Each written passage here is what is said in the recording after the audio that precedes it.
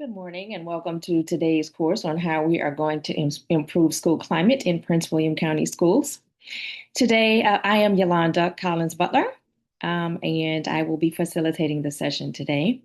Um, today we will be focusing on high schools, and so we'll have a brief little introductory period, and then we will move straight into the content. I'm going to share my screen with you and show you guys exactly what we need you to do. First, we are going to, well, that's me, have a little icebreaker. If you would use your telephone, you can join this little Menti, and then it'll add questions. There's one question. Why did you want to become a teacher leader? And your answers will automatically populate. We'll see them pop up on the screen in just a second.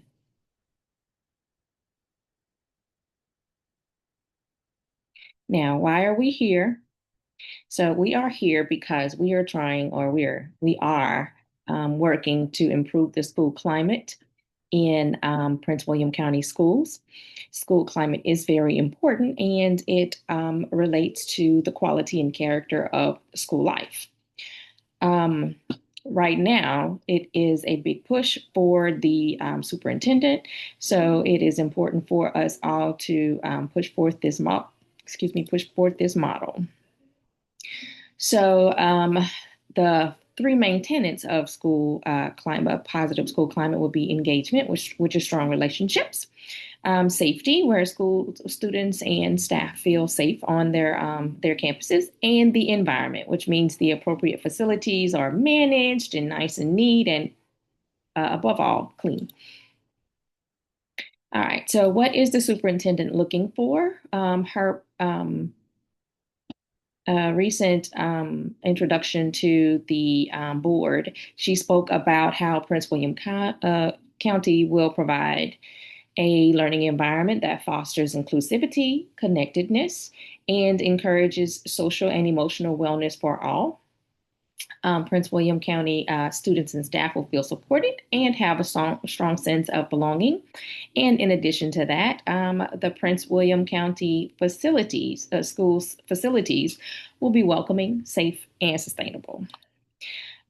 So this is also part of her presentation. She is targeting chronic absenteeism. So far this previous school year, we were able to decrease, chronic absenteeism by 5.5%, which is really good, but we still need to trudge ahead. I'll show you the numbers in just a second. The overview of the dropout rate, there was a 6.2% decrease in the Hispanic community's dropout rate, which is great, and a 2.9% decrease in the overall dropout rate. So what we are focusing on now is the future. So we still have to do strategic monitoring and analysis of student attendance and the dropout data, so that we can make sure that drives our efforts to engage the at-risk students. Um, because after all, positive results of strong school climate improvement can lead to higher graduation rates and lower dropout rates. So that's why we're here. So, how do we get there? First, let's look at the data. I'm going to pull up the data for you in just a second, and then we will it'll pop up on your screen in just a second.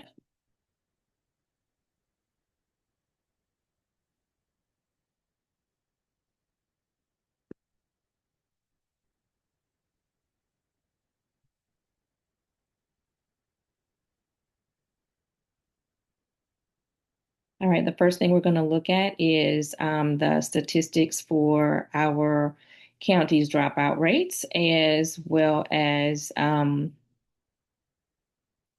the percentage of graduation rates. So let's share the screen again.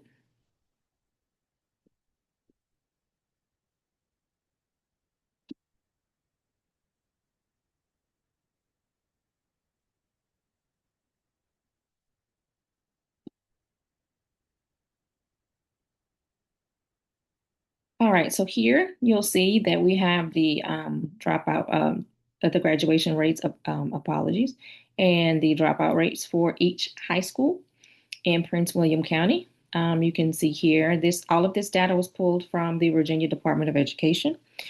And you can see here each individual schools, how many students are in the cohort, how many graduates, what the graduation rate for each site, and what the dropout rate is for each site. The state of Virginia, the graduation rate is 92.85%, and the dropout rate is 4.5%. In Prince William County, the graduation rate is 9.43%, and the dropout rate is 4%. So we do have a little room for improvement. We are higher than the state when it comes to graduation rates and dropout, and we have a lower dropout rate. But we can improve some of these numbers if we target those schools that have the lower graduation rates and the higher dropout rates. So we have to work with those schools to make sure that we can improve those numbers. Okay, and back to this. Our next target. So how do we get there? We do have to do the first thing that we have to do is review the data. And then we need to find out what it is that we're currently doing, identify whether or not it is working, and do we need to change some of those programmatic interventions that are already in place, or, is it working? Then we would plan those changes and implement the changes. So what we're going to do today is look at the individual data. So in the outline that I have provided for you, everyone should have received one in your email. You're going to look at the individual data for your school site. There will be two different links there for you. One is for the data that I just showed you so that you have an up close and personal look at that data. And in addition to that, you'll see the chronic absenteeism rate as well in your outline.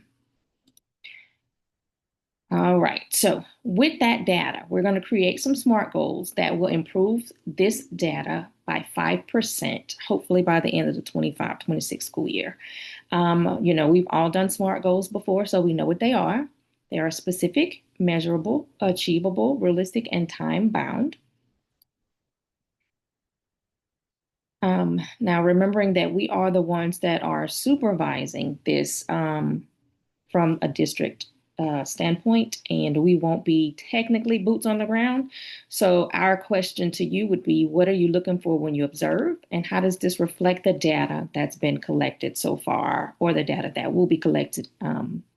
So this, based on the data, you're going to come up with your SMART goals, and your goal is to figure out what the concrete steps are in our plan, who's necessary to make it happen, where will these efforts take place, and how do we prioritize this goal compared to other goals? In the school system, it always happens that we end up being bombarded with a lot of things, and we do have to put sometimes priority on certain things. And so we just need to know where this will be prioritized on your desk. All right, so I would like you're going to have 15 minutes to do that review. And then we will share out. So take your time.